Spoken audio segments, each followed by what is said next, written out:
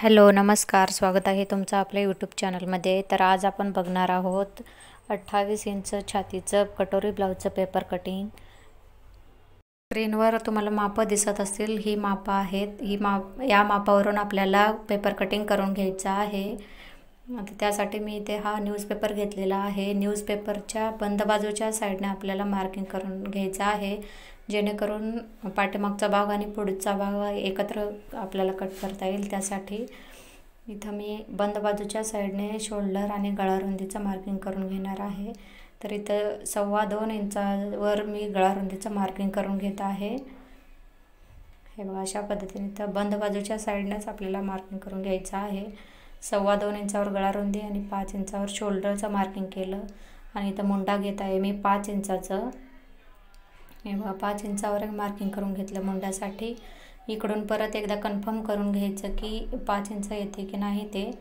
त्यासाठी मी ते हे 5 इंचावर मार्किंग करून घेतलं. आणि इथं गळारुंदी होती 2.25 इंचाची, ती 2.25 इंचाचं इथे मार्किंग करून घ्यायचं आहे. आता छातीचा चौथा भाग म्हणजे 7 चौक 28 इंचाची छाती आहे.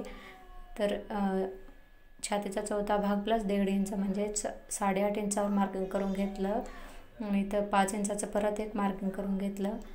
इथं हा मुंडा ड्रॉ करून घ्यायचं अशा पद्धतीने. हा मुंडा ड्रॉ करून घेतला आणि इथं ही छातीची लाईन ही ड्रॉ करून घ्यायचं अशा पद्धतीने. हे बघा, अशा. आता आपल्याला या मुंड्याचा सेंटर काढून घ्यायचा आहे. इथं मुंडा घेतला होता 5 इंचाचा, 5चा निम्मा होतो इथं 2.5 इंच. असं सेंटर काढायचं, किंवा तुम्ही डायरेक्ट टेप होल्ड करून असंही सेंटर काढू शकता. आता इथं पाठीमागच्या मुंड्याला आणि पुढच्या मुंड्याला शेप देण्यासाठी इथं मार्किंग करून घ्यायचं आहे. इथं क्रॉसमध्ये आपल्याला 2.25 इंचावर मागच्या मुंड्यासाठी मार्किंग करून घ्यायचं आहे. 2.25 इंच म्हणजे 1 आणि 2 लाईन इतकं मी मार्किंग केलेलं आहे. आणि इथं 1.25 इंचावर पुढच्या मुंड्यासाठी इथं मार्किंग केलं, म्हणजे 1 ला 2 लाईन कमी इतकं. बघा, अशा. आता या मार्किंगमधून आपल्याला पाठीमागच्या आणि पुढच्या मुंड्याचा शेप देऊन घ्यायचा आहे. अशा पद्धतीने या पाठीमागच्या मार्किंगमधून आपल्याला शेप देऊन घ्यायचा आहे मागच्या मुंड्यासाठी. मुंड्याचा सेंटर काढला होता, त्याच्या सेंटरच्या थोडंसं बाहेरून आपल्याला अशा व्हिडिओमध्ये दाखवल्याप्रमाणे शेप देऊन घ्यायचा आहे. आणि आता इथून पुढच्या मुंड्याचा शेप देऊन घ्यायचा आहे. अशा पद्धतीने इथं 1.25 इंचाच्या मार्किंगमधून आपल्याला पुढचा मुंडा ड्रॉ करून घ्यायचा आहे. मुंडा ड्रॉ करताना आपल्याला मुंड्याचा जो सेंटर काढला होता त्याच्यातून सेंटरच्या आतमध्ये एक टेपच्या 1 लाईन इतकं आपल्याला आतून असं शेप देऊन घ्यायचा आहे व्हिडिओमध्ये दाखवल्याप्रमाणे. आता आपल्याला ब्लाऊजची उंची टाकून घ्यायचं आहे. तर इथं अशा पद्धतीने शोल्डरला टेप ठेवला आणि इथं उंची आहे 12 इंच. त्याच्यामध्ये 1 इंच मार्जिनसाठी घेतलं, ते 13 इंचावर इथं मी मार्किंग करून घेत आहे. 13 इंचाची मार्किंग परत मी पुढे करून घेत आहे अशा पद्धतीने.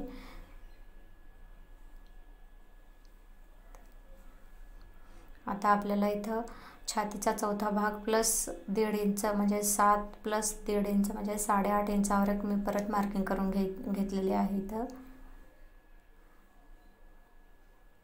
आणि हा बॉक्स आता ड्रॉ करून घ्यायचा आहे आपल्याला.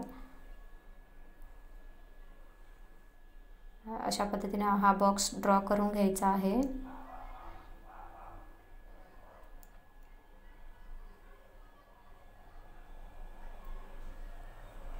आता आपल्याला इथं क्रॉसपट्टीचं मार्किंग करून घ्यायचं आहे. तर क्रॉसपट्टीसाठी मी गळ्याच्या बाजूने इथं 3.5 इंचावर एक मार्किंग करून घेत आहे. बंद बाजूच्या साईडनं मी 3.5 इंचाचं मार्किंग केलेलं आहे. आणि इथं फिटिंगच्या साईडने आपल्याला 2.5 इंचावर मार्किंग करून घ्यायचं आहे. आणि या मार्किंग 3.5 इंचाचं मार्किंग आणि 2.5 इंचाचं मार्किंग हे लक्षात ठेवून आपल्याला अशा पद्धतीने आपल्याला क्रॉसपट्टी ड्रॉ करून घ्यायचा आहे. किंवा तुम्ही क्रॉसपट्टी अशा पद्धतीनेही काढू शकता. किंवा दुसरी पद्धत म्हणजे इथं फिटिंगच्या साईडला 2.5 इंच आणि इकडं हुकपट्टीच्या साईडनं 2.5 इंच असं मार्किंग करून हे बॉक्स ड्रॉ करून घ्यायचं आणि नंतर हुकपट्टीच्या साईडनं वरती 1 इंचावर मार्किंग करून घ्यायचं आणि अशा पद्धतीने तुम्ही क्रॉसपट्टीचा शेप देऊन घेऊ शकता. तुम्हाला कुठली पद्धत सोपी वाटते तशा पद्धतीने तुम्ही हे शेप देऊ शकता क्रॉसपट्टीचं. इथं मी पुढचा गळा घेत आहे. 5.5 इंचाचा गळा आहे, तर अर्धा इंच मार्जिनसाठी असं 6 इंचावर मार्किंग करून घेतलं आणि इथं गळा रुंदी 2.25 इंचाची घेतली होती, तर 2.25 इंचाचं एक मार्किंग करून घेतलं आणि अशा पद्धतीने हा बॉक्स ड्रॉ करून घ्यायचा. इथं आपल्याला आता कटोरीसाठी मार्किंग करून घ्यायचं आहे. इथं गळ्याच्या साईडनं आपल्याला वरती 1 इंच मार्किंग करून घ्यायचं आहे आणि पुढच्या मुंड्यापासून आपल्याला 2 इंचावर एक मार्किंग करून घ्यायचं. 2.25 इंचाला एक आणि 2.5 इंचाला एक मार्किंग करून घ्यायचं आहे. आणि इथं कटोरीचं माप आहे, मी ब्लाऊजवरून माप घेतलं होतं, ते 4.25 इंचाची कटोरी आहे. तर मी इथं 4.25 इंचाचं मार्किंग करून घेतलं आणि हे तिन्ही मार्किंग लक्षात ठेवून आपल्याला कटोरीचा शेप ड्रॉ करून घ्यायचा आहे. 2 किंवा 2, 2.25, 2.5 या तिन्ही मार्किंगपैकी कुठल्या मार्किंगमधून आपलं शेप प्रॉपर कटोरीचा शेप येतो ते बघून आपल्याला शेप ड्रॉ करून घ्यायचा आहे.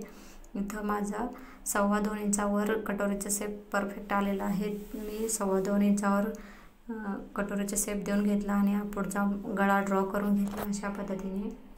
आता आपल्याला कटिंग करून घ्यायचं आहे. इथं खालून उंची जिथे टाकली होती तिथून आपल्याला कटिंग करून घ्यायचं आहे. इकडून असं फिटिंगच्या साईडनं आता आपल्याला पाठीमागचा मुंडा कट करून घ्यायचा आहे.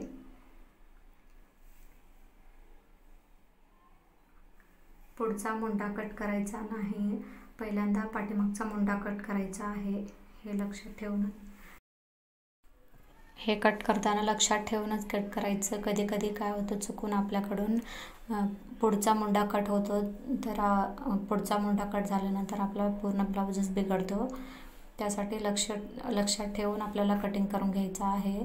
तर मी इथं हा पाठीमागचा भाग वेगळा करून घेत आहे. अशा पद्धतीने सेंटरमधून ओपन करून सेंटरमधून आपल्याला कट करून घ्यायचा आहे. हा झाला आपला आता पाठीमागचा भाग झाला आणि हा आहे पुढचा भाग. आता आपल्याला क्रॉसपट्टी कट करून घ्यायचा आहे. अशा पद्धतीने इथं ही क्रॉसपट्टी कट करून घ्यायचा आहे. आता आपल्याला पुढचा मुंडा कट करून घ्यायचा आहे. मुंडा कट करताना बरोबर आपण जिथून शेप दिला होतो त्या शेपवरूनच कट होईल याची काळजी घेऊन आपल्याला कट करायचा आहे. आता आपल्याला कटोरी कट करून घ्यायचा आहे. तर अशा पद्धतीने एक कटोरी कट करून घ्यायचा आहे.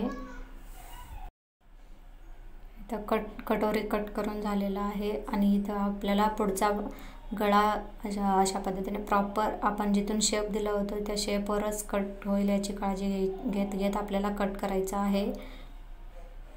बघा अशा पद्धतीने हा पुढचा गळाचा जो आपण बॉक्स ड्रॉ केला होता तो पण कट करून घ्यायचा आहे. आणि आपलं 28 इंच छातीचं कटोरी ब्लाऊजचं पेपर कटिंग झालेलं आहे. आता आपल्याला कटोरी वाढवून घ्यायचा आहे. हा व्हिडिओ खूप मोठा होईल, त्यासाठी मी कटोरी कसं वाढवायचं आणि क्रॉसपट्टी कसे वाढवायचं हे मी पुढच्या व्हिडिओमध्ये शेअर करणार आहे. तर आजचा व्हिडिओ तुम्हाला कसा वाटला हे मला कमेंट करून नक्की सांगा. आणि व्हिडिओ जर आवडला असेल तर व्हिडिओला लाईक, शेअर आणि चॅनेलला सबस्क्राईब करायला अजिबात विसरू नका. व्हिडिओ पूर्ण बघितल्याबद्दल सर्वांचा अगदी मनपूर्वक आभार.